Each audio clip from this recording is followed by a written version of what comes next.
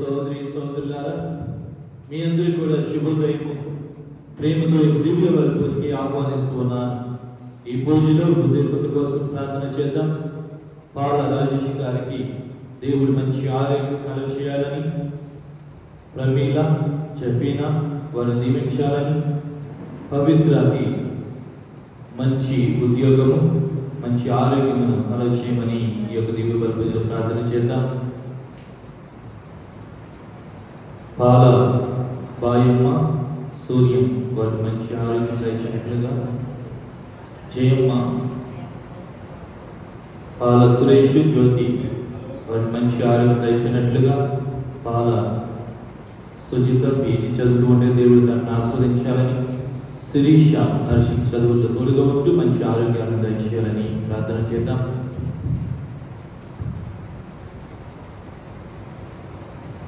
పాల విమానియేలు, చిట్టమ్మ, యేసుపాదం, సుజాత, చంపన కోటేశ్వరరావు వీరి యొక్క ఆత్మగతి విశ్రాంతి దయచేయమని ఈ యొక్క దివ్య బలి పూజలో ప్రార్థన చేద్దాం.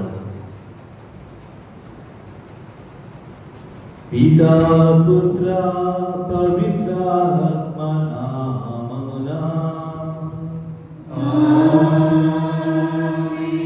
మన నాథుడైన యేసుక్రీస్తుని కృప, సర్వేశ్వరుని ప్రేమ, పవిత్ర ఆత్మ సహవాసం మీ అందరితో ఉండునుగాక.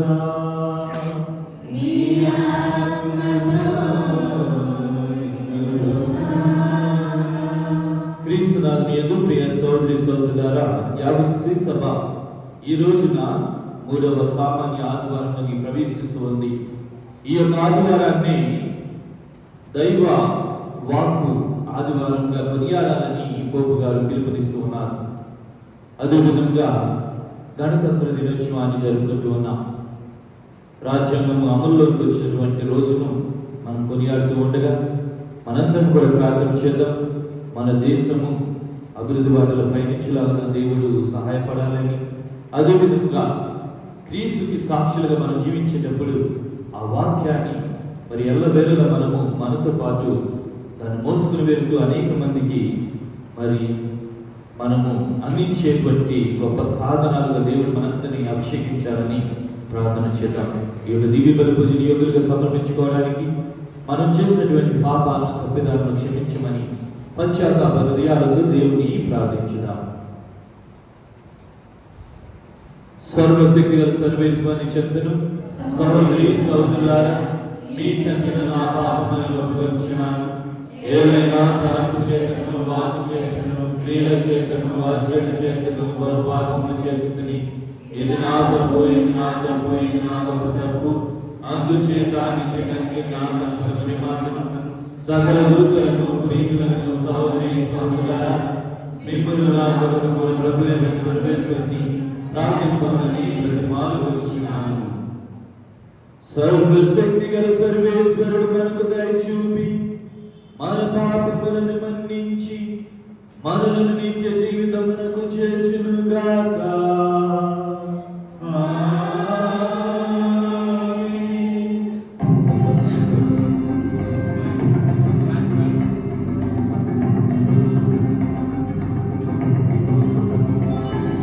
ప్రభువా దయచూపండి, ప్రభువా దయచూపండి, క్రీస్తువా దయచూపండి, క్రీస్తువా దయచూపండి, ప్రభువా దయచూపండి,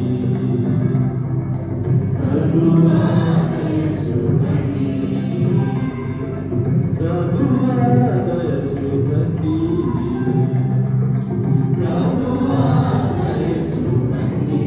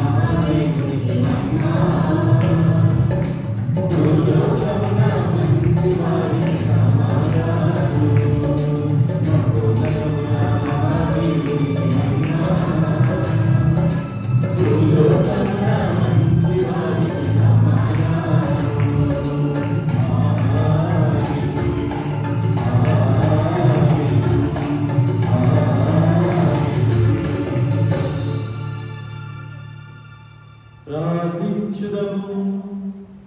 సర్వశక్తి కలిగిన సర్వేశ్వర, మా వాక్కు క్రియలు నీకు ప్రీతి పాత్రముగా ఉండినట్లు కృప చూపుము. తద్వారా నీ ప్రీతమైన కుమారుని దివ్యనామము మహిమ కొరకు మేము సత్క్రియలందు నిమగ్నమై జీవితుముగాక. ఇది మానవ జాతి ఐక్యమునకును శాంతికి నీతో హదపడునుగాక. నీతోను పవిత్రాత్మతోను కలిసి యుగములు జీవించు పాలన చేయి మా ప్రభు అయిన క్రీస్తు ద్వారా ఈ మనవి చేయుచున్నాము.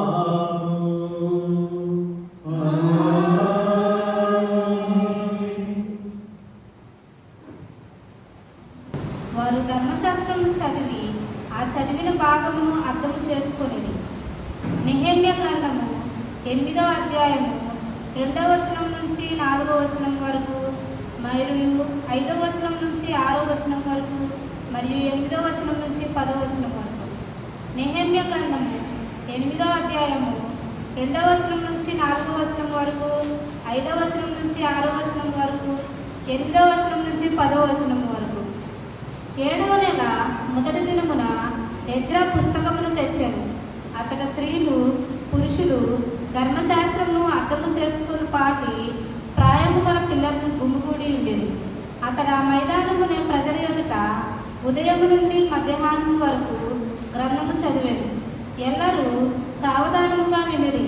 సమావేశము సంపూర్ణమైనది, దేవుని రాజ్యము సమీపించినది, హృదయ పరివర్తనము చెంది సువార్తను విశ్వసింపుడు అని దేవుని సువార్తను ప్రకటించెను. యేసు గలిలయ సరస్సు తీరమున వెళ్ళుచుండగా వలవేసి చేపలను పట్టు సీమోనును అతని సోదరులు ఆంద్రేయును చూచెను. వారు జాలరులు, మీరు నన్ను అనుసరింపుడు, మిమ్ము మనుషులను పట్టు జాలరులుగా చేసేదను అని యేసు వారితో పలికెను. వెంటనే వారు తమ వలలను విడిచిపెట్టి ఆయనను వెంబడించిరి. అచట నుండి యేసు మరికొంత దూరము వెళ్ళి పడవలో వలలను బాగు చేసుకొని వచ్చిన జబదయ కుమారుడకు యాకోబును అతని సోదరుడు యోహానును చూచి వెంటనే వారిని పిలిచెను. వారు తమ తండ్రిని పనివారితో పడవలో విడిచిపెట్టి ఆయనను అనుసరించిరి.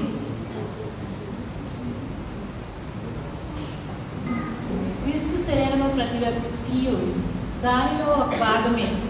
2వ పట్టణము పునీత పౌలు కొరింథీయులకు రాసిన మొదటి లేఖ 12వ అధ్యాయము 12వ వచనం నుంచి 30వ వచనం వరకు. పునీత పౌలు కొరింథీయులకు రాసిన మొదటి లేఖ 12వ అధ్యాయము 12వ వచనం నుంచి 30వ వచనం వరకు. సోదరులారా, క్రీస్తు పెక్కు అవయములు గల ఒకే శరీరం వంటివాడు. పెక్కు అంగములతో కూడినను శరీరము ఒకటే కదా. అట్లే యూదులమైన మనము, అన్యులమైన మనము, బానిసలమైన మనము, స్వతంత్రులమైన మనము అందరము ఒకే ఆత్మయందు ఒకే శరీరంలోనికి బాప్తిసం పొందితిమి. అందరము ఒకే ఆత్మను పానము చేసిన వారమైతిమి. శరీరము ఒకే అవయముతో కూడినది కాదు, అది పెక్కు అంగములతో కూడినది. నేను చేతిని కాను కనుక నేను శరీరములకు చెందిన దానను కాను అని పాదము పలికినచో అది శరీరమున ఒక భాగము కాకపోలేదు. నేను నేత్రమును కాను కనుక నేను శరీరములకు చెందిన దానను కాను అని చెవి పలికినచో అది శరీరమునకు ఒక భాగము కాకపోదు. శరీరము అంతయు ఒకే నేత్రమైనచో అది ఎట్లు వినగలదు? శరీరం అంతయు ఒకే చెవి అయినచో అది ఎట్లు వాసన తెలుసుకొనగలదు? కానీ తన సంకల్పము సారంగా ప్రతి అవయమును దేవుడు శరీరంలో చేర్చెను. అంతయు ఒకే అవయమైనచో శరీరమే ఉండదు. కనుకనే పెక్కు అవయవములు కలవు, కానీ శరీరము ఒకటే. కాబట్టి నీతో నాకు అవసరం లేదు అని కన్ను చేతితో పలికిన చాలదు. అట్లే మీతే నాకు పని లేదు అని శిరస్సు పాదములతో పలుకు జాలదు. అంతేకాక బలహీనముగా తోచు అవయములు లేకున్నచో మనము జీవితాంతము గడపజాలము. ముఖమని మనము భావింపని అవయములచే ఎంతయో శ్రద్ధగా చూచుకొందుము. అంత వివాహములైన శరీర భాగములు ఎక్కువగా శ్రద్ధను పొందగా అందముగా ఉన్న శరీర అవయములకు ఆ శ్రద్ధ అవసరము లేకపోవచ్చును. గౌరవము కలుగు అవయములకు అధిక గౌరవము కలుగుటకై దేవుడు మన శరీరములను అట్లు ఏర్పరచెను. కనుక శరీరంలో వైవిధ్యములు లేవు. దాని అందలి విభిన్న అవయములన్నీ ఒకే దానిపై ఒకటి సమన శ్రద్ధను కలిగి ఉంటుటకు ఆయన అట్లు చేసెను. శరీరమున ఒక అవయమును బాధపడినచో దానితో పాటు అన్ని అవయములను బాధపడును. ఒక అవయమును గౌరవము పొందినచో దాని ఆనందమును మిగిలిన అవయములన్నీ పాలు పంచుకొనును. కావున మీరు అందరూ క్రీస్తు శరీరము, ప్రతి వ్యక్తియు దానిలో ఒక భాగమే. దేవుడు శ్రీ సభలో మొదట కొందరిని అపోస్తులుగా గాను, పిమ్మట కొందరిని ప్రవక్తలుగాను, తదుపరి కొందరిని బోధకులకు గాను, ఆ పైన కొందరిని అద్భుతములను చేయువారుగాను, తర్వాత కొందరిని స్వస్థతను కూర్చు శక్తి కల వారిగాను, కొందరిని ఉపకారములు చేయువారిని గాను, కొందరిని పరిపాలకులను గాను, కొందరిని వివిధములకు భాషలు మాట్లాడు వారిని గాను నియమించెను. అందరూ అపోస్తుల, అందరూ ప్రవక్తుల, అందరూ బోధకులారా, అందరూ అద్భుతములు చేయుదురా, స్వస్థపరిచిన శక్తి అందరికీ కలదా, అందరూ వివిధములకు భాషల్లో మాట్లాడుదురా, అందరూ వాని అర్థము తెలియచేయుదురా.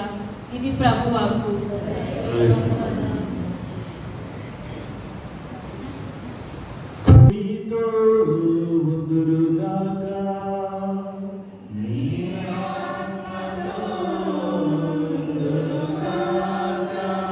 పునీత లూకా గారు రాసిన పవిత్ర సువిశేషములోని భాగము.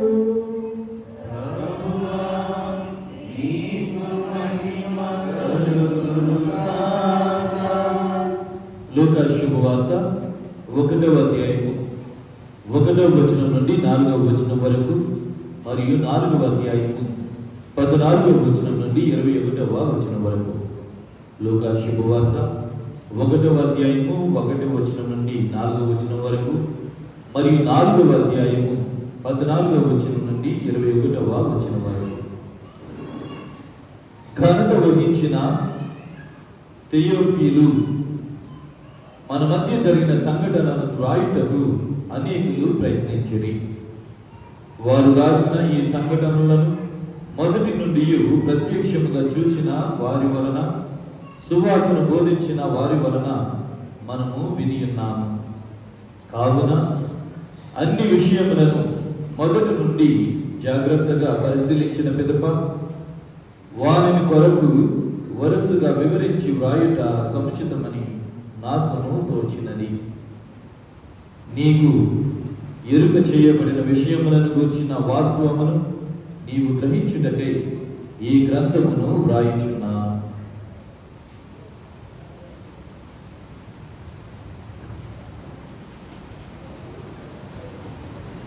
పిదప యేసు ఆత్మబలముతో గలిలయ సీమకు తిరిగి వెళ్ళెను.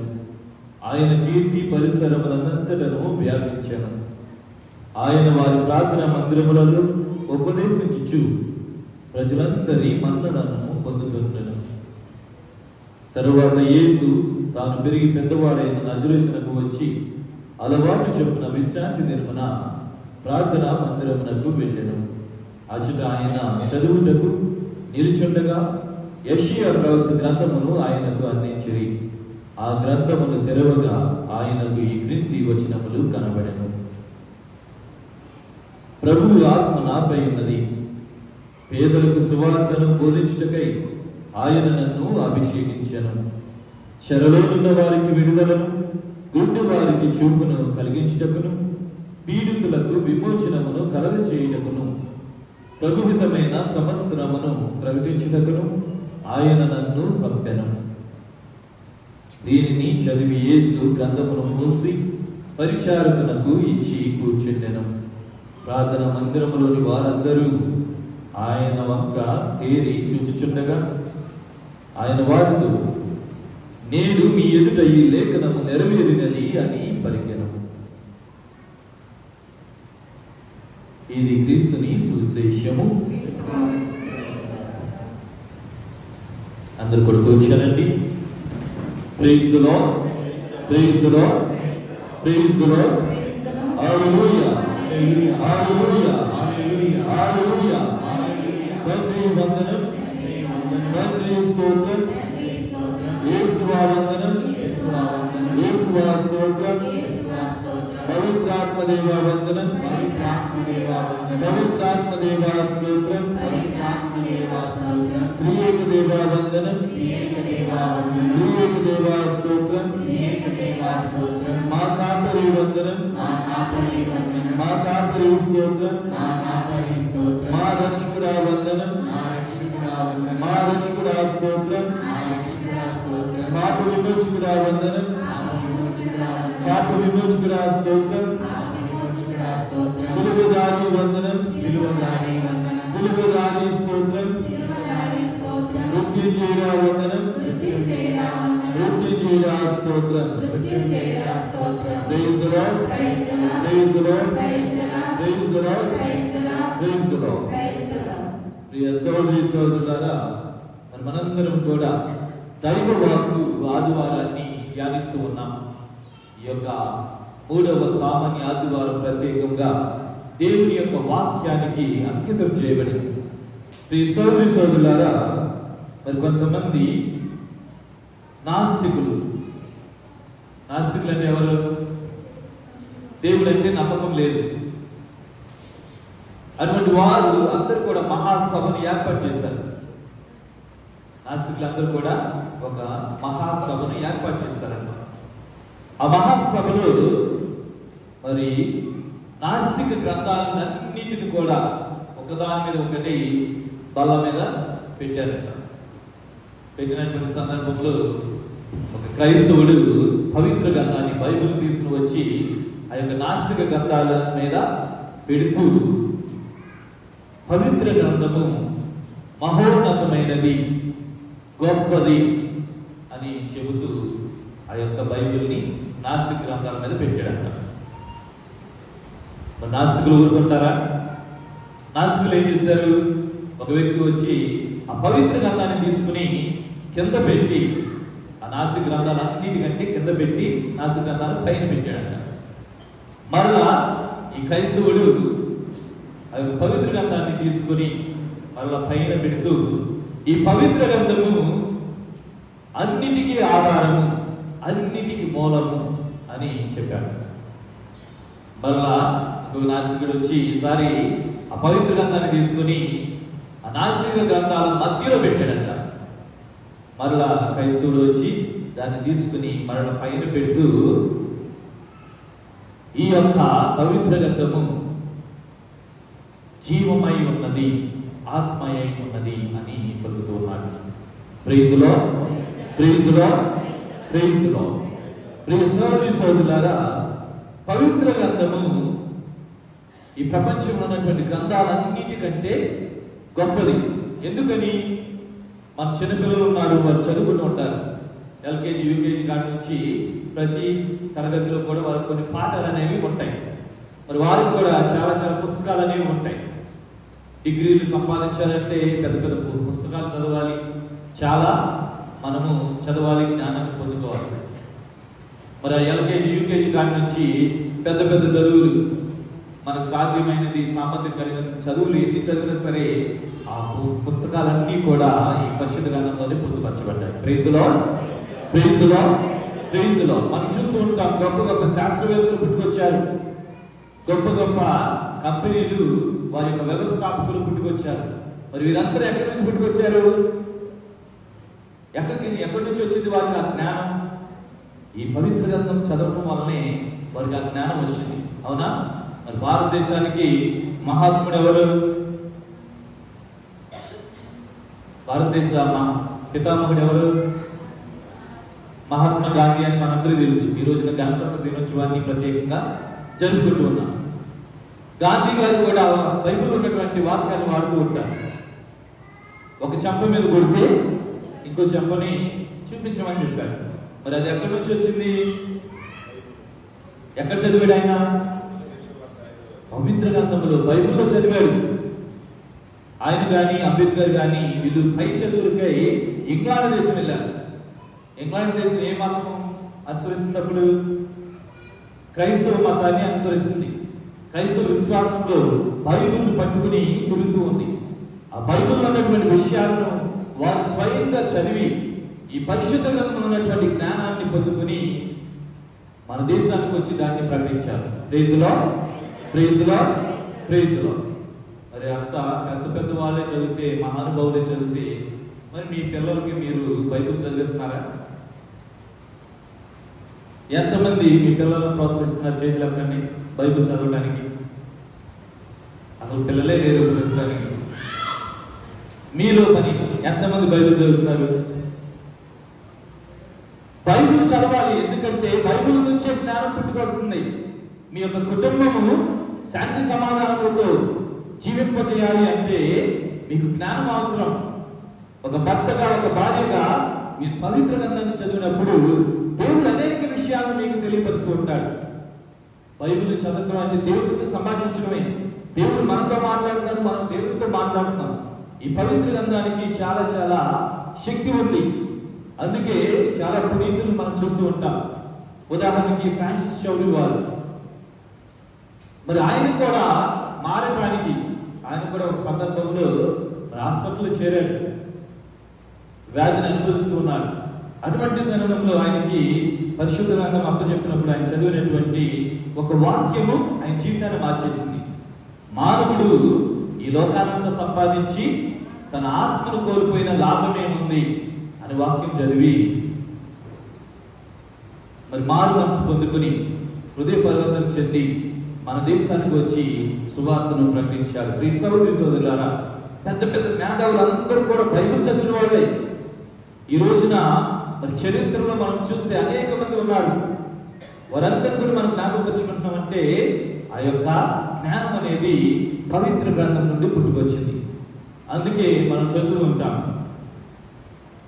కీర్తనల గ్రంథము 119వ కీర్తన 105వ వచనం. 119వ కీర్తన 105వ వచనం. నీ వాక్కు నా పాదములకు దీపము, నా త్రోవకు వెలుగు. Praise the lord, praise the lord, praise the lord.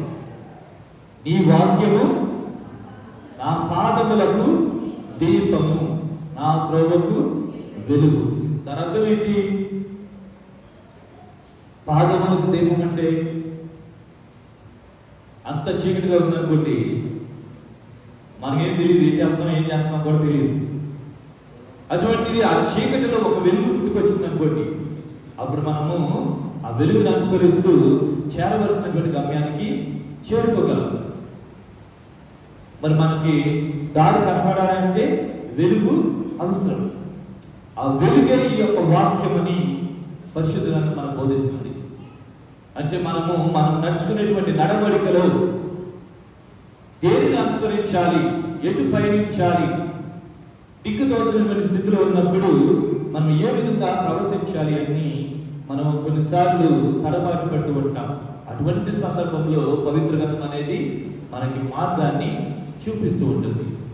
ప్రియ సోదరి సోదరులారా, మరి యోహాను శుభవార్త 6వ అధ్యాయము 63వ వచనంలో కూడా మనం చూస్తూ ఉంటాం.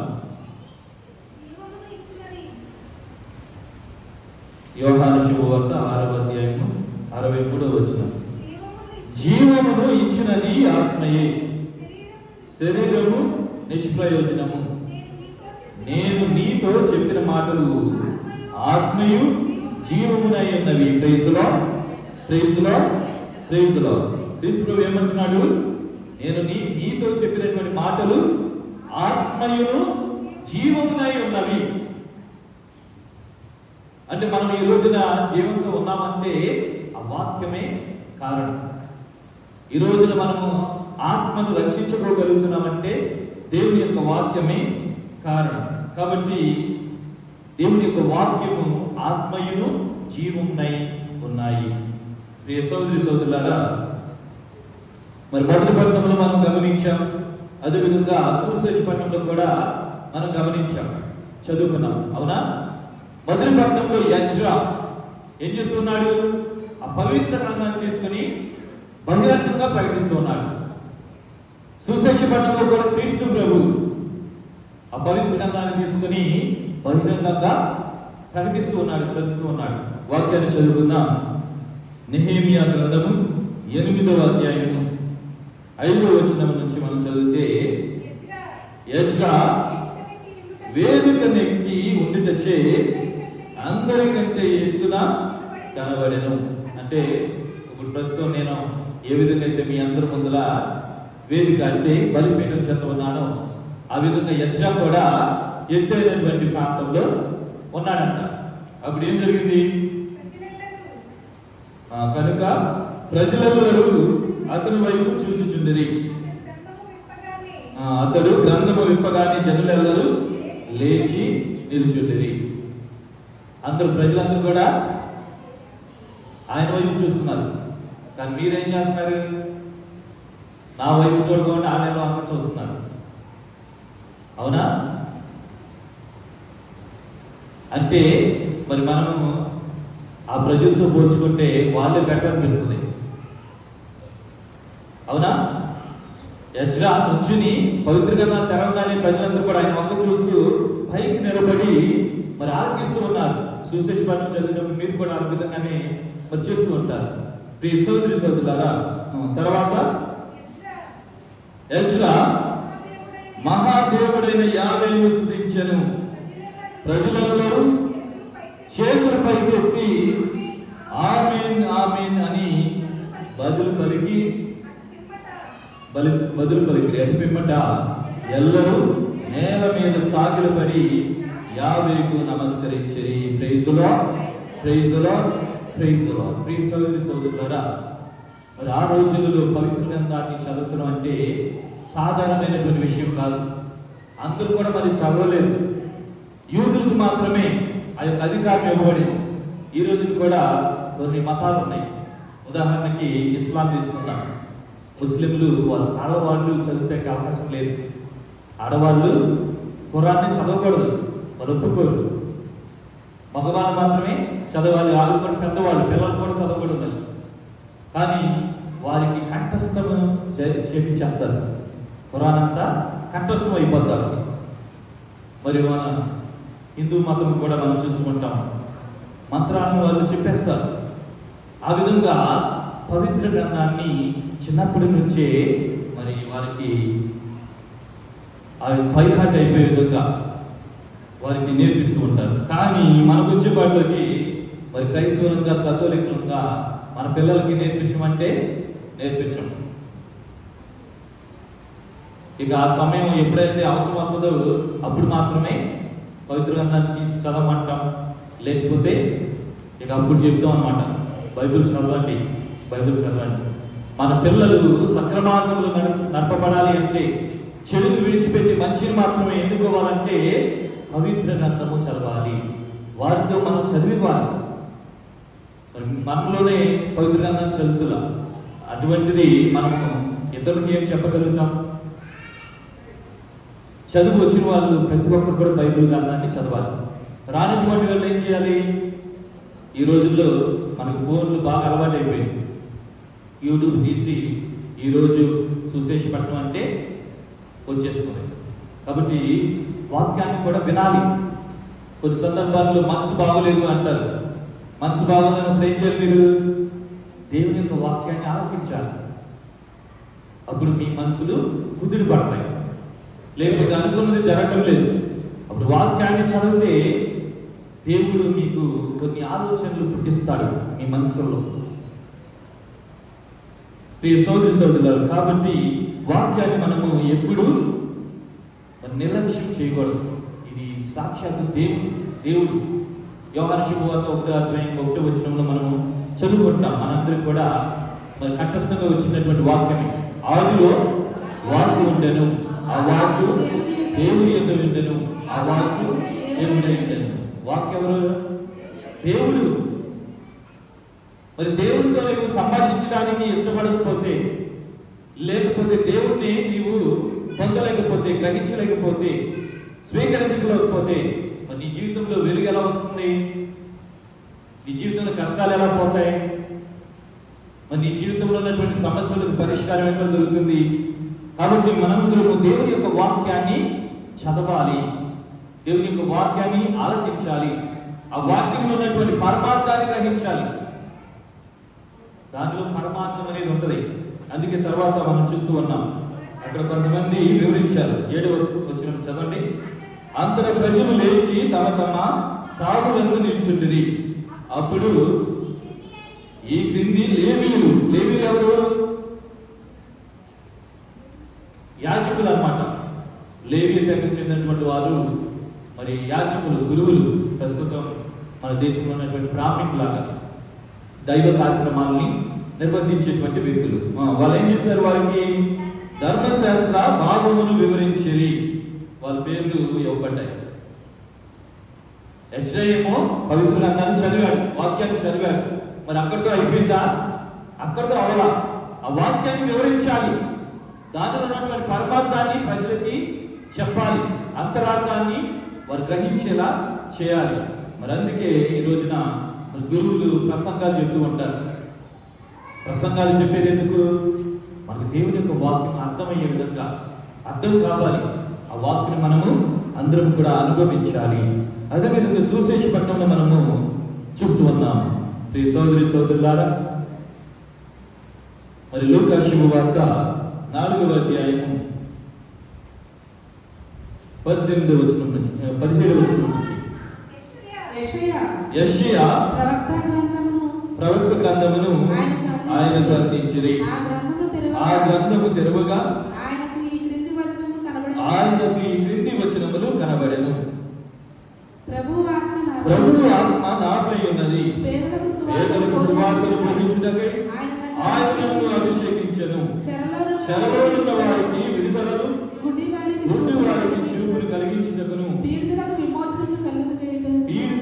విమోచనమును కలుగజేయుటకును, ప్రభుత్వమైన సంవత్సరమును ప్రకటించుటకును ఆయనను పంపెను. Praise the lord, praise the lord, praise the lord.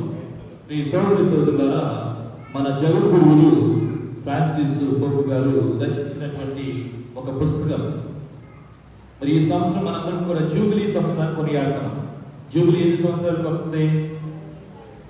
25 సంవత్సరాలకి జూబిలీ జరుపుకుంటాం, రజత జూబిలీ.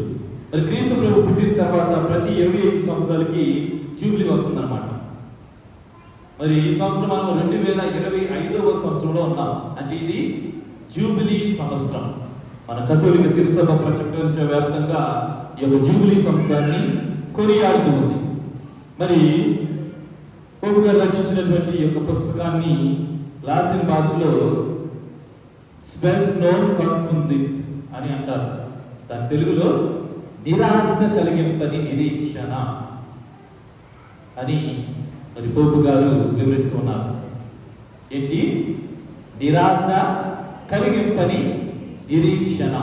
వాక్యం చదువుకుంటే రోమీయులకు రాయబడినటువంటి లేఖ 5వ అధ్యాయము 5వ వచనాన్ని తీసుకుని పోపు గారు మనకి బోధిస్తూ ఉన్నారు. ఈ నిరీక్షణ మనకు నిరాశను కలిగింపదు. ఏలైనా దేవుడు దానముగా మన కొసగిన పవిత్రాత్మ ద్వారా తన ప్రేమతో మన హృదయములను నింపెను. Praise the lord, praise the lord, praise the lord. నిరీక్షణ నిరాశను కలిగింపదు. మరి మనలో చాలా మందికి నిరీక్షణలు అనేవి ఉంటాయి. ఆశపడుతూ ఉంటాం, ఎదురు చూస్తూ ఉంటాం. అవునా? ఏమన్నా రోగం వచ్చిందనుకోండి, వాళ్ళు ఏం చేస్తారు? రోగం ఎంతకాలం ఉంటుందా అని ఎదురు చూస్తారా? చూడరు. ఆ రోగం నుంచి ఎప్పుడు స్వస్థత వస్తుందా, ఎప్పుడు నయం అవుతుందా అని ఎదురు చూస్తారు. కానీ మన చిన్నపిల్లలు ఉంటారు, స్కూల్కి వెళ్ళేవాళ్ళు. వాళ్ళు ఏం చేస్తారు? జ్వరం వచ్చింది, లేదు తమనొప్పి వచ్చింది, అది అని అంటారు. అది తగ్గిపోతే ఎక్కడ బడికి వెళ్ళమంటారని తగ్గలేదని చెప్తారు. అవునా? సోదరి సోదరులారా, నిరీక్షణ అనేది రకరకాలుగా ఉంటుంది మన యువతలో. మన పోపు గారు ఈ పుస్తకంలో చాలా విషయాల్ని వివరిస్తూ ఉన్నారు. వాటిలో కొన్నిటిని మీకు తెలియపరుస్తూ ఉంటారు. మనం చదువుకున్నటువంటి సువిశేషంలోనే ఉన్నాయి అవి. క్రీస్తు ప్రభువు ఈ లోకానికి వస్తాడని మనం ఆగమన కాలంలో నిరీక్షించాం. అవునా? ఆగమన కాలం అంటే ఏంటి? నిరీక్షణ కాలం. క్రీస్తు ప్రభు దైవ కుమారుడు ఎప్పుడు వస్తాడా అని ఎదురు చూసాం. ఆయన వచ్చేసాడు. ఎందుకు వచ్చాడు? వాక్యము మనం చదువుకున్నాం అన్నమాట. ప్రభు ఆత్మ నాపై ఉన్నది, పేదలకు సువార్తను బోధించుటకై ఆయన నన్ను అభిషేకించెను. చెరలో ఉన్న వారికి విడుదలను, మృదు వారికి చూపును కలిగించుటకును, పీడితులకు విమోచనమును, ప్రభుహితమైన సంవత్సరం ప్రకటించుటకును ఆయన నన్ను పంపాను. ఎందుకు వచ్చాడు ఆయన? పేదలకు సువార్త బోధించడం, చెరసాలలో ఉన్నటువంటి వారికి విడుదలను వసకడం, పాపాల నుండి విముక్తి కలుగ చేయటం, ప్రభుహితమైన సంవత్సరాన్ని ప్రకటించడం, గుడ్డి వారికి చూపునివ్వటం. ఈ విషయాలని పోపు గారు వివరిస్తున్నారన్నమాట. చాలా మంది కూడా నిరీక్షణలో ఉంటూ ఉన్నారు. వారి నిరీక్షణ నిరాశ కలిగింపరిదిగా ఉండాలంటే క్రైస్తవులుగా మనము సహాయపడాలి, సహకరించాలి అని. మరి చెరసాలలో ఉన్నటువంటి బందీలు, జైల్లో ఉన్నవారు దేనికోసం ఎదురు చూస్తారు? ఎప్పుడు బయటకు వస్తామా అని ఎదురు చూస్తారు. ఎందుకంటే వారితో కుటుంబాలు ఉండవు, బంధుమిత్రులు ఉండరు, స్నేహితులు ఉండరు, ఒంటరి జీవితం జీవిస్తూ ఉంటారు. మరి వారు ఎప్పుడైతే తమ తప్పుని తెలుసుకొని మనస్తాపం చెంది, హృదయ పరివర్తన చెంది, మార్పు చెంది మరలా మంచిగా జీవించాలని కోరుకుంటారు, ఆశపడతారు, అప్పుడు వారికి నిరీక్షణ మరి నిరాశ కలిగింపదిగా మనం వారికి సహాయపడాలని పోపు గారు చెబుతూ ఉన్నారు. మరి ప్రభుత్వ ఉద్యోగాలకు, రాజకీయ నాయకులకు ఆయన మరి ఈ విధంగా పిలుపునిస్తూ ఉన్నారు. వారికి స్వేచ్ఛని ఇవ్వాలి. నిరీక్షణతో ఉండేటువంటి వారు మరలా యథాస్థితికి వచ్చేలాగా మనం సహాయపడాలి అని అంటూ ఉన్నారు. అదేవిధంగా అనారోగ్యంతో ఉండేవారు, మరి మన గ్రామాల్లో కూడా ఎవరొకరు మంచాన పట్టే ఎక్కడో అనారోగ్యంతో ఉంటూ ఉంటారు. అటువంటి వారిని మనం వెళ్ళి సందర్శించాలంట, దర్శించాలని చెప్తున్నారు. వ్యాధిగ్రస్తులను మనం సందర్శించి వారి కోసం ప్రార్థన చేస్తే వారి నిరీక్షణ ఫలిస్తుంది. ఆ యొక్క రోగం అనేది వారిని వీడిపోతుంది, స్వస్థత కలుగుతుందని చెబుతున్నారు. అదేవిధంగా యువత యొక్క ఆశలు ఆవిరైపోతున్నటువంటి సందర్భంలో యువత కూడా చాలా ఆశలు ఉంటారు. మంచి ఉద్యోగం రావాలి అని, లేకపోతే మంచి జీవితము పొందాలని ఈ విధంగా ఆశపడుతూ ఉంటారు. కానీ వారి యొక్క ఆశలు ఆవిరైపోతూ ఉన్నాయి. వారి యొక్క ఆశలు ఆవిరైపోకుండా ఉండాలి అంటే మన ప్రార్థన అనేది వారికి అవసరమని గారు చెబుతున్నారు. అదేవిధంగా వలసలు వెళ్ళేవారు. మన గ్రామం నుంచి కూడా కొంతమంది హైదరాబాదు లేక బెంగళూరు ఇలా వలసలు వెళ్ళిపోయి ఉద్యోగరీత్యా తమ జీవితాన్ని అక్కడ గడుపుతూ ఉంటారు.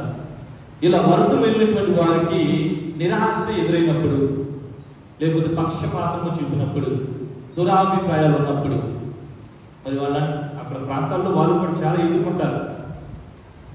ఏమని, నువ్వు నా ప్రాంతం వాళ్ళు కాదు అని కొంతమంది వారు ద్వేషిస్తూ ఉంటారు. ఈ విధంగా రకరకాలుగా వారు కూడా అనేక సమస్యలు ఎదుర్కొంటూ ఉంటారు. మరి వారి కోసం మనం ప్రార్థన చేసి మనము దయా కార్యక్రమాలు కలిగి వారి ఎందుకు ప్రవర్తించాలి అని పోపు గారు పిలుపునిస్తున్నారు. ఇంకా ఈ రోజుల్లో పేదరికం అనేది ఎక్కువైపోతుంది. మరి కొంతమంది జనాభా పెరగటం వల్ల పేదరికం అనేది వస్తుంది అని చెప్తూ ఉంటే పోపు గారు పేదరికము జనాభా వల్ల రావడం లేదు, అది వస్తు వ్యామోహం మీద లేకపోతే వస్తు వినియోగం వలన పేదరికం అనేది వస్తుందని వివరిస్తున్నారు. ఒకప్పుడు మన ఇళ్లలో ఫోన్లు ఉన్నాయా, టీవీలు ఉన్నాయా, ఏసీలు ఉన్నాయా, ఫ్రిడ్జ్లు ఉన్నాయా? ఏమి లేదు. కానీ ఈ రోజున మనం అవన్నీ కూడా పెట్టుకుంటూ ఉన్నాం. అంటే వస్తు వినియోగం అనేది ఎక్కువైపోయింది. ఈ లోకంలో ఈ యొక్క వస్తు వ్యామోహం అనేది ఎక్కువైపోయింది. మన పక్కన ఉన్న వాళ్ళు ఏదో ఒక బైక్ కొనుక్కున్నాడు అనుకోండి, మనం కూడా దానికంటే మంచి బైక్ కొనడానికి ప్రయత్నం చేస్తాం. లేకపోతే ఏదో ఒకటి కొన్నాడు, మనం కూడా ఏదో ఒకటి కొనడానికి ప్రయత్నం చేస్తాం. ఈ విధంగా ఒకరిని చూసి ఒకరము ఈ వస్తువు కొనుగోలు చేయడం, లేకపోతే వస్తు వినియోగం, వస్తు వ్యామోహం వలన ఈ రోజున ప్రపంచంలో ఈ యొక్క పేదరికం అనేది పెరిగిపోతుంది. మరి ఆ పేదరికంలో ఉన్నటువంటి వారు కూడా ఆ పేదరికం ఎప్పుడు పోతుందా అని నిరీక్షణతో ఉంటూ ఉన్నారు అని మరి పోపు గారు వివరిస్తూ ఉన్నారు. మరి అదే మాటలు అన్నీ కూడా సువిశేషంలో క్రీస్తు ప్రభువు చెప్తూ ఉన్నాడు. ఆయన ఈ లోకానికి వచ్చింది పేదలను ఆదరించడానికి, చెరసాలలో ఉన్నటువంటి వారిని, బందీలను విముక్తులను చేయడానికి, ప్రభుత్వమైనటువంటి సంవత్సరాన్ని ప్రకటించడానికి, గురుడి వారికి చూపుని కలిగించడానికి, మోగవారికి మాటనివ్వటానికి, కుంటి వారికి నడకనివ్వటానికి, చెవిటి వారికి వినికినివ్వటానికి ఆయన ఇవి చేశారు. మరి క్రీస్తు ప్రభు మాటల్లోనే స్వస్థత వచ్చింది. క్రీస్తు ప్రభు యొక్క వాక్యము దేవుని వాక్యం. యఫ్ఫతా అన్నాడు. ఏమని? యఫ్తా అంటే అర్థం ఏంటి? తెరవబడును. వెంటనే మరి తెరవబడుతుంది, వెనికిడి వస్తుంది. ప్రియ సోదరి సోదరులారా, దేవుని యొక్క వాక్యం అనేది ఎంతో ఎంతో మహిమ కలిగినది, శక్తివంతమైనది. అది ఎంత శక్తివంతమైందంటే హెబ్రీయులకు రాయబడినటువంటి లేఖ 4వ అధ్యాయము 12వ వచనంలో మనం చూస్తూ ఉన్నాం. దేవుని వాక్కు సజీవమును చైతన్యవంతమైనది, అది పదునైన 2 అంచుల ఖడ్గము కంటెను పదునైనది, జీవాత్మల సంయోగ స్థానం వరకును, కీళ్ళు మధ్య కలిగి వరకును అది ఛేదించుకొని పోగును. ఆ కత్తి ఎంత పదునైనది, 2 పక్కల కూడా పదునుంటుందంట ఆ కత్తికి. ఆ కత్తితో కోస్తే కీళ్ళు మధ్య కూడా తెగిపడిపోతాయి. అంత మరి కఠినమైనది, అంత మరి శక్తివంతమైనది అని దేవుని యొక్క వాక్యం మనకి బోధిస్తుంది. కాబట్టి ఆ శక్తివంతమైనటువంటి వాక్యాన్ని మనం ఏం చేయాలి? ఆలోచించాలి, చదవాలి, తర్వాత అర్థం చేసుకోవాలి, తర్వాత మన మనసులో ఉంచుకోవాలి. మన మనసులో ఉన్నప్పుడు దాన్ని మనము పాటించగలం. మరి మరియ తల్లి కూడా గాబ్రియేలు సన్నిధిలో వచ్చి చెప్పాడు, పవిత్రాత్మ వలన నీవు గర్భం ధరించి ఒక కుమారుని కలుగవు అని చెప్తే మరి తల్లి ఏం చేసిన వాక్యాలని తన హృదయంలో భద్రపరుచుకుంది. ప్రియ సోదరి సోదరులారా, దేవుని యొక్క వాక్యాన్ని మనం ఎప్పుడు కూడా విడిచిపెట్టకూడదు. ఆ యొక్క దేవుని యొక్క వాక్యము చాలా శక్తివంతమైనది, మహిమ కలిగినది. ఇంకొక వచనంలో మనం చూస్తే యెషయా గ్రంథము 55వ అధ్యాయం 10-11 వచనాలు. వానయు మంచును ఆకాశం నుండి దిగి వచ్చి ఎచ్చటికి మరలిపోక భూమిని తడిపి దాని మీద పైరును మొలిపించి పంట పండించును. ఆ రీతిగానే నా నోటి నుండి వెలువడు వాక్కు కూడా ఉండును. ఏంటంట? వర్షము కురిసినప్పుడు వాన చినుకులు నేల మీద పడి నేలని తడిపిన తర్వాత ఆ తడిమి నుండి మొలకలు అనేవి పుట్టుకు వస్తాయి, పంట అనేది పండుతుంది. మరి వాక్యం అనేది వాన చినుకుని పోలి ఉన్నాయి. ఆ వాన చినుకులాగా ఆ వాక్యము మన మనసులో పడినప్పుడు అది మన మనసులో మరి మన మనసును నొచ్చుకున్నప్పుడు అది ఫలిస్తుందంట. కానీ మనం ఏం చేస్తున్నాం? ఆ వాక్యాన్ని ఈ హృదయం దేవగా వస్తుంది కానీ హృదయంలోకి అంతలా లోపలికి. మన జీవితాలు ఎలా ఉంటాయి అంటే, వాన పడిన నేల మీద అప్పటికే పక్కపక్క మండుతూ ఉంటుంది. ఆ చినుకు పడితే ఉంటుంది, అది ఆవిరైపోతుంది వెంటనే. మరి మన హృదయాలు ఆ విధంగా ఉంటున్నాయి. అంటే దేవుని యొక్క వాక్యము మన హృదయాలలోకి మనసులోకి చొచ్చుకొని పోవటంలా, అది చొచ్చుకొని వెళ్ళినప్పుడే ఫలిస్తుంది అని వాక్యం చెప్తుంది. ఎప్పుడైతే అది మన హృదయంలోకి వెళ్తుందో, మనసులోకి వెళ్తుందో, అప్పుడు మనము ఫలించగలుగుతాం. సోదరి సోదరులారా, మరి మాటలు కంటే చేష్టలు కూడా ఎక్కువగా మాట్లాడుతూ ఉంటాయి. ఉదాహరణకి ఒక వృద్ధురాలు ఒక నగరంలో మరి ఆ ఉత్తరం నుంచి ఉత్తరానికి రోడ్డు దాటుతుంటే ఒక వ్యక్తి వచ్చి ఆమెను గుర్తుపట్టి, అమ్మా నీకు కృతజ్ఞతలు అని చెప్పాడు. చెప్పగానే, ఎవరయ్యా నువ్వు, ఎందుకు నాకు కృతజ్ఞతలు థ్యాంక్స్ చెప్తున్నావు అని అడిగినప్పుడు, అమ్మా నీవు ప్రతిరోజు ప్రయాణం చేసేటువంటి ఆ బస్సులో నేను కండక్టర్గా పనిచేస్తూ ఉన్నాను. ప్రతిసారి నువ్వు టికెట్ అడిగినప్పుడల్లా థ్యాంక్స్ చెప్పేదానివి. చాలా వినయంగా, చాలా మంచిగా, మంచి స్వభావం కలిగి ఉండేదానివి. దాన్ని నేను గ్రహించాను. ఇటువంటి మంచి మనసు నీకు ఎక్కడికి వచ్చిందా, ఎక్కడి నుంచి వచ్చిందా అని నేను ఆలోచిస్తూ ఒక రోజున నీ చేతిలో పవిత్ర గ్రంథాన్ని చూశాను, బైబిల్ని చూశాను. బైబిల్ ఈ విధంగా నీవు మంచిగా జీవించి అందరిని ఆదరించడానికి కారణమైనదని గ్రహించి నేను కూడా బైబిల్ కొనుక్కుని దాన్ని చదవడం ప్రారంభించాను. ఎప్పుడైతే నేను బైబిల్ చదువుతున్నానో నాలో మార్పు అనేది వస్తూ ఉంది. ఈరోజు నేను పూర్తిగా మారిపోయాను. నా కుటుంబము మరి చాలా సుఖ సంతోషాలతో ఉంది, శాంతి సమాధానంతో ఉంది. దీనికి అంతటికి కారణం నీవు మోసినటువంటి ఆ బైబిల్. నీ మాట్లాడినటువంటి ఆ మాటలు ఈ బైబిల్ నుంచి వచ్చినాయి అని నేను గ్రహించాను. కాబట్టి ఈ రోజున నేను కూడా ఆ పవిత్ర గ్రంథాన్ని ప్రకటిస్తూ ఉన్నానని ఆయన సాక్ష్యం ఇచ్చారు. Praise Lord, praise Lord, praise Lord. సోదరి సోదరులారా, మనము కూడా మాటల ద్వారా కాకుండా చేష్టల ద్వారా చూపించాలి. ఆమె మాటల్లోనే కాదు, చేష్టల ద్వారా కూడా చూపించింది. ఆ పవిత్ర గ్రంథాన్ని మోసుకుని వెళ్తాం.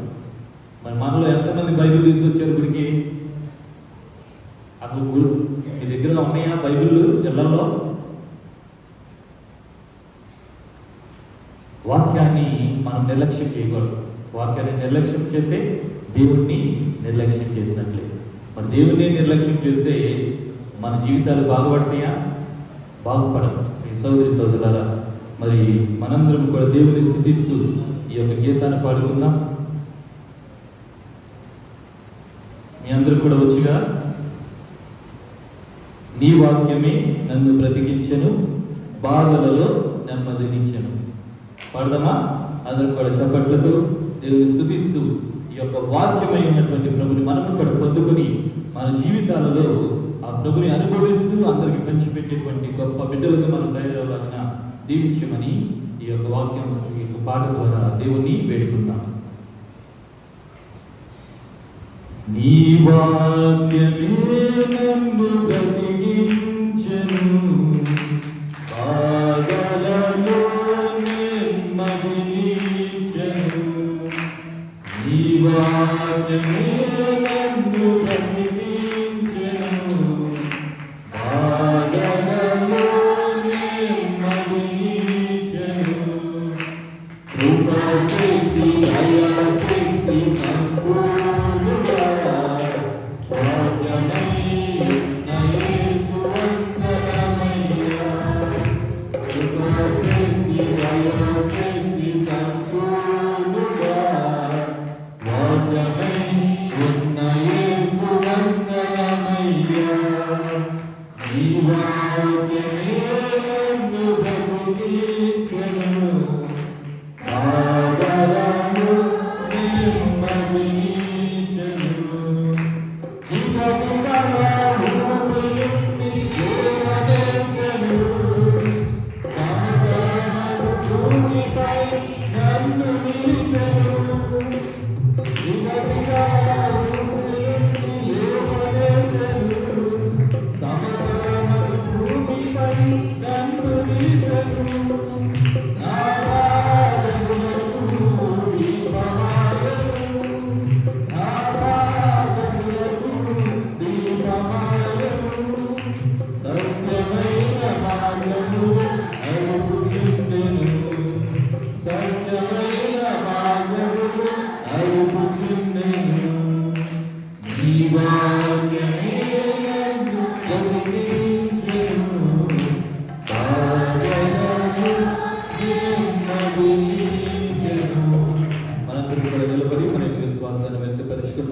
పరలోకమును భూలోకమును సృష్టించిన సర్వశక్తి గల స్థితి అయిన సర్వేశ్వరుని విశ్వసించున్నాను.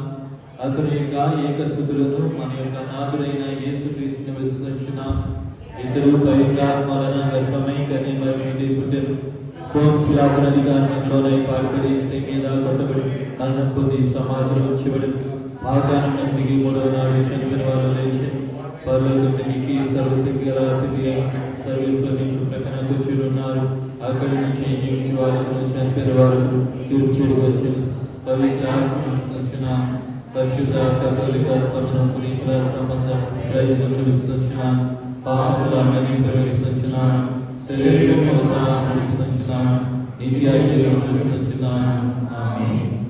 ప్రియ సహోదరి సహోదరులారా, వారికై ఉన్నటువంటి ఆ దేవుని ఆలకించినటువంటి మనందరము కూడా మన మనసులోనికి హృదయాలలోనికి వీచేసినటువంటి ఆ ప్రభుని వేడుకుంటూ మన యొక్క అవసరాల కోసం ఉద్దేశముల కోసం ప్రార్థన చేద్దాం.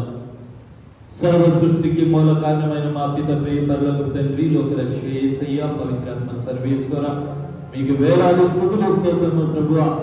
మేమందరము కూడా ఈ యొక్క పరిశుద్ధ దివ్య బలి పూజలు పాలుపంచుకొనొచ్చు తల్లి తిరుసభ కోసం ప్రార్థన చేస్తూ ఉన్నాం. తిరుసభను పాలిస్తున్నటువంటి మా జగద్గురువులు ఫ్రాన్సిస్ గారిని, పీఠాధిపతులను, గురువులను, మత కన్యలను, గురు విద్యార్థులను, ఉపదేశులను, సమస్త కథోలిక విశ్వాసులందరినీ కూడా దీవించేది ప్రభువా. నీ యొక్క వాక్యాన్ని మేమందరం కూడా ఆలకించి బదులుపరుచుకొని దాన్ని ప్రకటించేటువంటి గొప్ప ఆయుధాలుగా మమ్మల్ందరూ కూడా మలచమని నీ యొక్క దైవరాజ్య వ్యాప్తులు నీ యొక్క వాక్యాన్ని ప్రభువా అందరూ కూడా అందించడంలో మేము ముందడుగు వేయులాగన మంచి ఆరోగ్యాలను, మంచి జ్ఞానమును దయచేయమని ఓ ప్రభువా మీ చేయి ప్రార్థనను ఆలకించండి. ప్రభువా మా కట్టుబడి పాలన సంఘాన్ని ప్రత్యేకంగా దీవించండి. సంఘ కాపురులను, సంఘ పెద్దలను, మర్యాదల సభ్యులను, యువతి యువకులను, చిన్నారులను, వృద్ధాప్యం ఉన్న వారిని అందరిని కూడా దీవించి ఆస్వాదించి కాచి కాపాడండి ప్రభువా. వారికి మనసులను, హృదయాలను తాకండి, తట్టండి, స్వస్థపరచండి ప్రభువా. భౌతికంగా, మానసికంగా వీరందరూ కూడా చక్కబడులాగున ఆస్వాదించండి ప్రభు. ఆధ్యాత్మికంగా నీవు లేకపోతే మా జీవన విధానం అనేది సరైన స్థితిలో ఉండదని గ్రహించి గొప్ప విశ్వాసాన్ని కలగచేయండి, నమ్మకాన్ని వస్తుంది ప్రభు. మీరే మాతో కలుగు తీరి ఈ యొక్క సంఘాన్ని తీర్చిదిద్దమని ఓ ప్రభు మీ చేయి ప్రార్థనను ఆలకించండి ప్రభు. అనారోగ్యంతో బాధపరిచినటువంటి బిడ్డలను మీకు అర్పిస్తూ ఉన్నాం. అనేక సంవత్సరాల బట్టి ప్రభువా బాధలలో, వ్యాధులలో ఉంటూ వేదన పొందుతూ ఉన్న వారి జీవితాల్లో వెలుగును నింపండి ప్రభు. వాకై ఉన్నటువంటి నీవు మరల వారిలో జీవం వచ్చేలాగున ప్రభు ఉత్తేజపరచండి. అనువనువున కూడా తాకండి, తట్టండి, స్వస్థపరచండి. పరిపూర్ణతను, పరిశుద్ధతను దయచేస్తూ మంచి ఆరోగ్యాలు వసలమని ఓ ప్రభు మీ చేయి ప్రార్థనను ఆలకించండి. ప్రభువా, చిన్నారి బిడ్డలను ప్రత్యేకంగా మీకు అర్పిస్తూ ఉన్నాం. ప్రభు, నీ యొక్క వాక్యం అంటే వారికి ఇష్టం కలుగులాగున ప్రభువా, నీతో సంభాషించడానికి, నీతో గడపడానికి వారికి మంచి మనసులను, మర్యాదలను దయచేయండి. ప్రభు, తల్లిదండ్రులుగా మా బిడ్డలను భక్తి విశ్వాసాలతో పెంచేటువంటి ఆ బాధ్యతను మేము స్వీకరించి సక్రమంగా ఆ బాధ్యతను ప్రభు నిర్వర్తించుటలో నీ యొక్క సహాయం మాకు అందించండి. ప్రభు, బిడ్డలను వాక్యములో ఎదిగేలా చేయమని ప్రాధాన్యపడుతూ ఉన్నాం. ప్రభు, మేమందరం కూడా ఎంతో విశ్వాసంతో, నమ్మకంతో ఇంకా ఇంకా మా యొక్క జీవితాలు ప్రభు అభివృద్ధి బాటలో పయనించే విధంగా దీవించమని ప్రభు, మా యొక్క అవసరాలను విన్నపాలను తీరించి మాకు కావలసిన ప్రతిదీ కూడా దయచేస్తూ అన్ని విధాలుగా సహకరించమని ఓ ప్రభు మీ చేయ ప్రార్థనను ఆలకించండి. ప్రభు, ఈ యొక్క దివ్య బలి పూజలు ప్రార్థించమని కోరుతున్నటువంటి ఆ కుటుంబాలను మీకు అర్పిస్తూ ఉన్నాం. కూచిపూడి సుబ్బారావు, స్వాతి, మోక్షమిత, శ్రీదేవాంశ్ వీరందరూ కూడా మంచి ఆరోగ్యాలను అందించండి. వారి యొక్క పని పాటల్లో తోడుగా ఉండండి. ప్రభు, పిల్లల యొక్క భవిష్యత్తులో వారికి చదువుల్లో తోడుగా ఉంటూ మంచి జీవితాన్ని వస్తామని కూచిపూడి వెంకట సుబ్బరాం, రామమ్మ, విజయకుమారి, లింగవరపు కోటేశ్వరరావు, రాణిమ్మ, పల్లెపోగు నాగమణి వీరందరినీ ఆస్వాదించి ప్రభు మంచి ఆరోగ్యాలను, మంచి జీవితాలను కలచేయమని జంపన శ్యామ్ కుమార్, మీనాక్షి, శిరీష్, సత్యాంశ్ వారిని కూడా దీవించి ప్రభు వారికి మంచి ఆరోగ్యాన్ని దయచేస్తూ వారి పని పట్ల తోడుగా ఉండమని, అదేవిధంగా ప్రభు కుటుంబంలో మరణించినటువంటి వారిని జ్ఞాపకపరుచుకుంటూ ఉన్నాం. కూచిపూడి యాకోబు, శిరీష, దేవానందం, పల్లెపోగు ఆశీర్వాదం వారికి నిత్య విశ్రాంతి దయచేయండి. శిరీష మరణించినటువంటి రోజులు కొనియాడుతూ ఉండగా వారు ప్రభు దేవాలయానికి అరటి పండ్ల తెరలను సమర్పిస్తూ ఉన్నారు. వీరందరినీ దీవించండి. అదేవిధంగా ఈ యొక్క బలి పూజలో ప్రారంభంలో మేము చెప్పినటువంటి ఆ యొక్క విన్నపాలను కూడా ఆలకించండి. ప్రభువా, ఎంతో విశ్వాసంతో ఈ యొక్క బలి వారి జీవితాల్లో ఫలిస్తుందని మరి పూజను అర్పిస్తూ ఉన్నారు. ప్రభువా, చాలా మంది కూడా దివ్య బలి పూజ ప్రాముఖ్యతను ఎరుగక ప్రభు ఈ యొక్క బలిని అర్పించినప్పుడు ఆ ఉద్దేశాన్ని మీకు ఈ యొక్క దివ్య బలి పూజ ద్వారా సమర్పించినప్పుడు అది ఎంతో ఆశీర్వాదకరంగా ఉంటుందని ప్రతి ఒక్కరు కూడా గ్రహించేలాగా ఆస్వాదించండి. ప్రభువా, ఈ బలులను అర్పిస్తూ మా జీవితాన్ని సాఫల్యం చేసుకునేలాగా మా అందరికి సహాయపడమని ఓ ప్రభువా మీ చేయ ప్రార్థనను ఆలకించండి. కొన్ని క్షణాల మౌనంగా మన యొక్క వ్యక్తిగత అవసరాల కోసం ప్రార్థన చేద్దాం.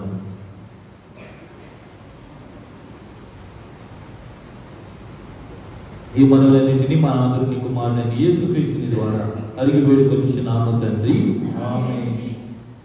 అర్పణ గీతం పాడుకుందాం. ప్రయోజనం కొరకును తన పవిత్ర శ్రీ సభా ప్రయోజనం కొరకును మీ కర్మల ద్వారా ఈ బలిని స్వీకరించబడుగాక. ఓ ప్రభువా, మా అర్పణములను దయతో స్వీకరింపు. వీటిని నీ దీవెనలతో పవిత్రమనర్చి అవి మాకు రక్షణ సాధనములగుటకు కృప చూపు. మా ప్రభువైన క్రీస్తు ద్వారా ఈ మనవి చేయుచున్నాము. ప్రభువు మీతో ఉండుగాక. మీ ఆత్మతో ఉండుగాక. మీ మనసులను ఉన్నతమునకు త్రిపుము.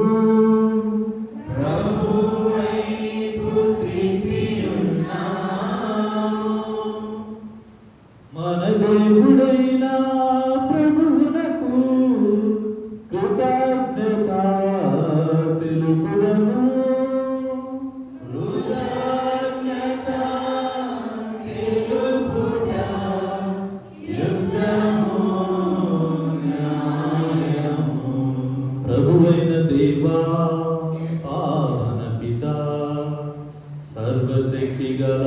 నిత్య సర్వేశ్వర మేము ఎల్లప్పుడూ ఎచ్చోటను నీకు కృతజ్ఞతా వందనములు మా ప్రభువైన క్రీస్తు ద్వారా చెల్లించుట యుక్తము, న్యాయము, ధర్మము, రక్షణదాయకము.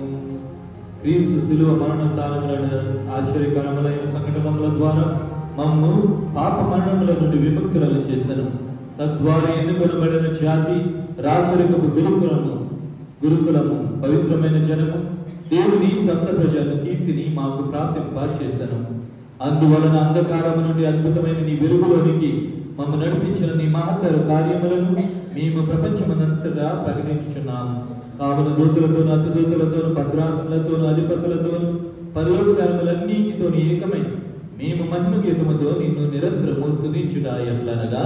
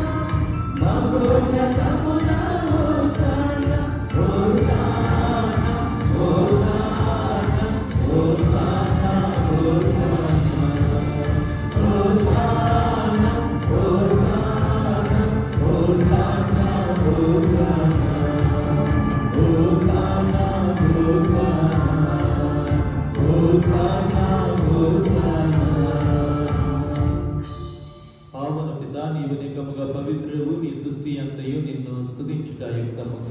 ఏలైనా నీ కుమారుడును మా ప్రభు అయిన యేసుక్రీస్తు ద్వారా పవిత్రాత్మ ప్రభావం వలన సమస్తమునకు జీవం పోసి పవిత్రపరచుచున్నావు.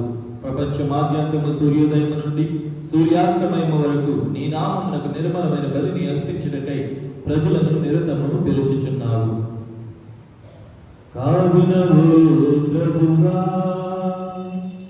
ఈ కానుకలను నీ సముఖమునకు తెచ్చి ఉన్నాము. పవిత్రాత్మ ద్వారా వీటిని పవిత్రపరచ బ్రతిమాలుచున్నాము. ఈ విధమున ఇవి మా ప్రభువును నీ కుమారుడైన యేసుక్రీస్తు శరీర రక్తములు అగునుగాక. అతని ఆజ్ఞ ప్రకారమే ఈ కృతజ్ఞతార్చనను అర్పించుచున్నాము.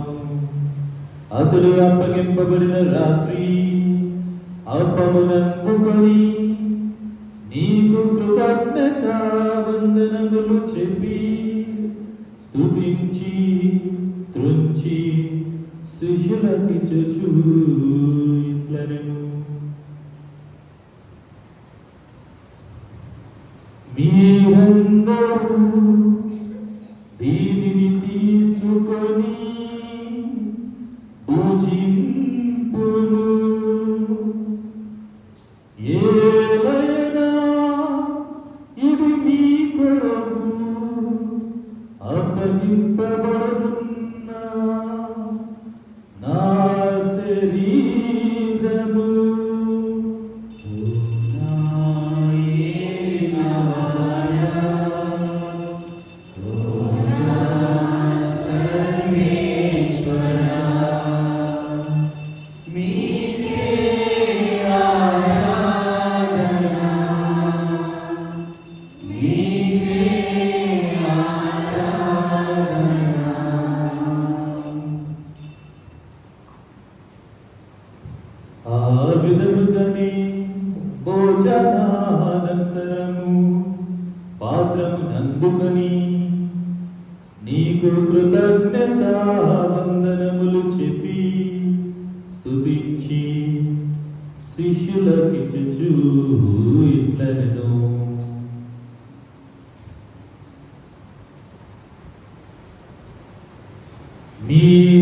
అందరూ దీనిని తీసుకొని దీని నుండి పానము చేయుము. ఏలైనా ఇది నూతన నిత్య నిబంధన యొక్క నా రక్తపు పాత్రము. ఇది మీ కొరకును అనేకుల కొరకును పాప పరిహారమునకై దారబోయబడును. దీనిని నా జ్ఞాపకార్థము చేయుడు.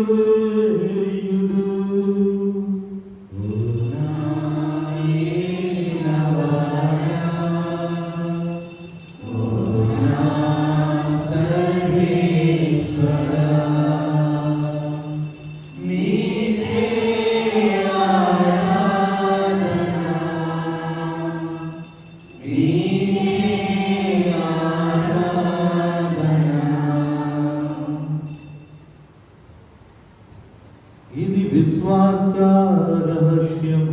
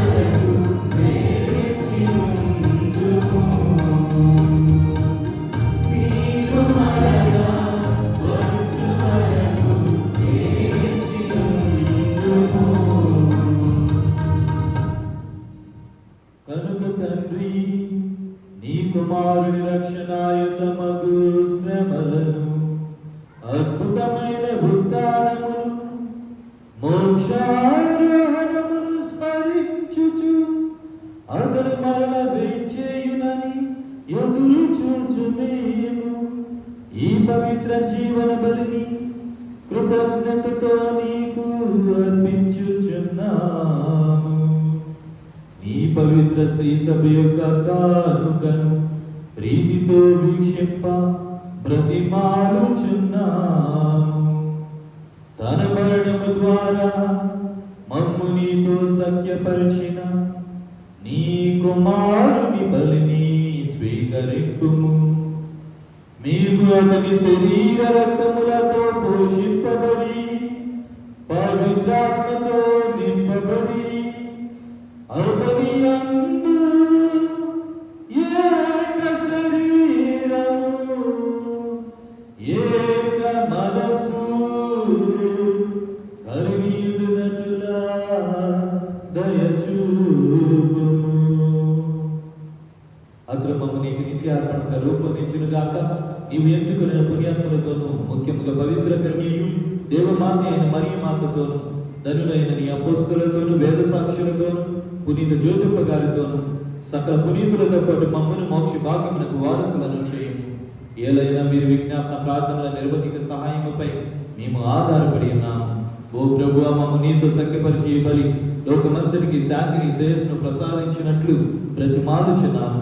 ఈ లోకమును యాత్ర చేయి నీ శ్రీసభను నీ సేవకులకు మా ఫ్రాన్సిస్ జగద్గురువును మా జోసెఫ్ రాజుల పీఠాధిపతిని తదితర పీఠాధిపతులను గురువులందరినీ నీవు సంపాదించుకొనిన ప్రజలందరినీ విశ్వాసమందును ప్రేమయందును తోడుపరుపుము. నీ చిత్త ప్రకారము నీ సభకు చేరి ఉన్న ఈ ప్రజలను ఆలకింపుము. దయగల తండ్రి, నరదేశం చేరి ఉన్న నీ బిడ్డలందరినీ కనికరించి నీతో ఐక్యపరచుకొనుము. చనిపోయిన మా సహోదరి సహోదరులను ఈ దివ్య బలి పూజలు స్మరించుకొచ్చినటువంటి ఆత్మలను జ్ఞాపకం ఉంచుకొనుము. నీ ప్రేమయందు ఈ లోకమును వీడిన వారిని అందరినీ దయతో నీ రాజ్యంలో చేర్చుకొనుము. మేము నా చేరి నీ మహిమను వీక్షించుచు నిత్యానందమును పొందుదుము గాక. మా ప్రభు అయిన క్రీస్తు ద్వారా మనవి చేయుచున్నాము. అతని ద్వారా నీవు సకల మేలులను లోకమునకు దయచేయుచున్నావు. క్రీస్తు ద్వారా క్రీస్తుతో క్రీస్తునందు సర్వశక్తి గల పితయైన సర్వేశ్వర పవిత్రాత్మతో ఏకమయుండు నీకు యుగ యుగములు గౌరవ మహిమలు కలుగునుగాక. గౌరవ మహిమలు కలుగునుగాక. ఆమేన్.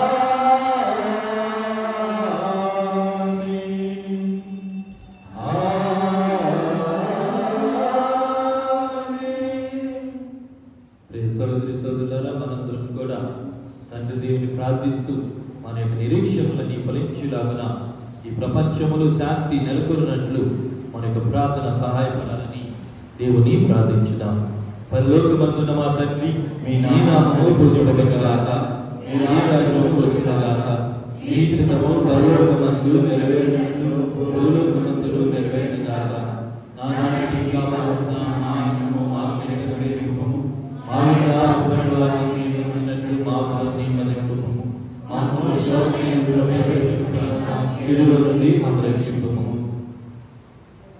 ప్రభువా, అన్ని కీడుల నుండి మమ్మల్ని రక్షింపుము. మా ఈ రోజులలో మాకు శాంతిని ప్రసాదింపుము. నీ దయాగ్రహము వలన పాపము నుండి మమ్ము విముక్తులను చేసి అన్ని కలతల నుండి సర్వదా కాపాడుము. మేము మోక్షానందమును మా రక్షకుడైన యేసుక్రీస్తు ఆగమమును నిరీక్షించుచుందము.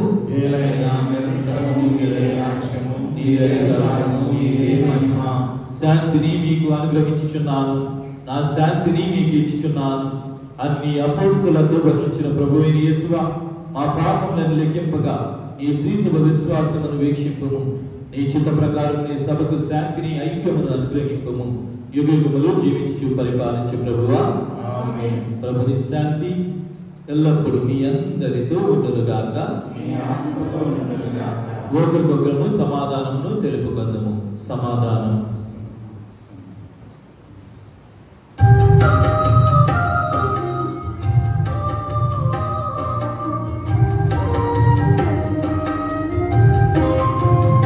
ఇదిగో సర్వేశ్వరుని గొర్రె పిల్ల, ఇదిగో లోకం యొక్క పాపములను పరిహరించు ప్రభు. గొర్రె పిల్లలకు పిలువబడిన వారు ధన్యులు. ప్రభువా,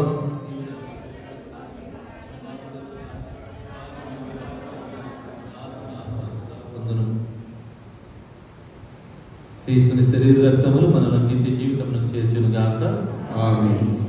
సోదరి సోదరులారా, మరి గుణదల మాత మహోత్సవాలు వస్తూ ఉన్నాయి. దయచేసి మరి యొక్క మహోత్సవాల్లో పాల్పంచవలసిన మనం చేస్తూ ఉన్నాను. మరి అదేవిధంగా 6వ తారీఖున మన యొక్క విచారణ నవదిన ప్రార్థనలో పాల్పంచుకునేవాలి.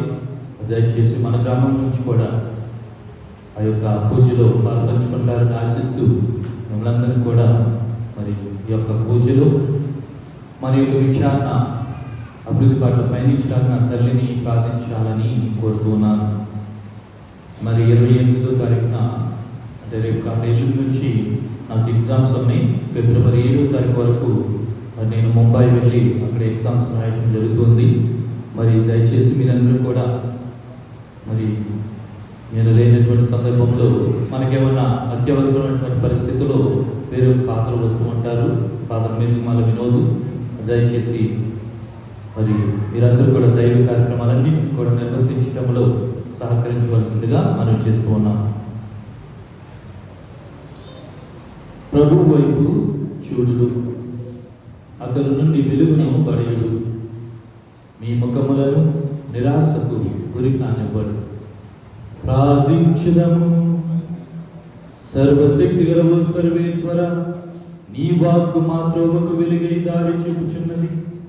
నీ దివ్య విందు మాకు జీవముగానున్నది. ఈ జీవము మమ్ము ఆనందోత్సవములతో నింపుచున్నది. ఈ మహాదానందముతో నిత్యము మేము నీ సేవలు తరించినట్లు అనుగ్రహింపుము. మా ప్రభువైన క్రీస్తు ద్వారా మనవి చేయుచున్నాము. సర్వశక్తి ప్రభువు మీతో ఉందురుగాక.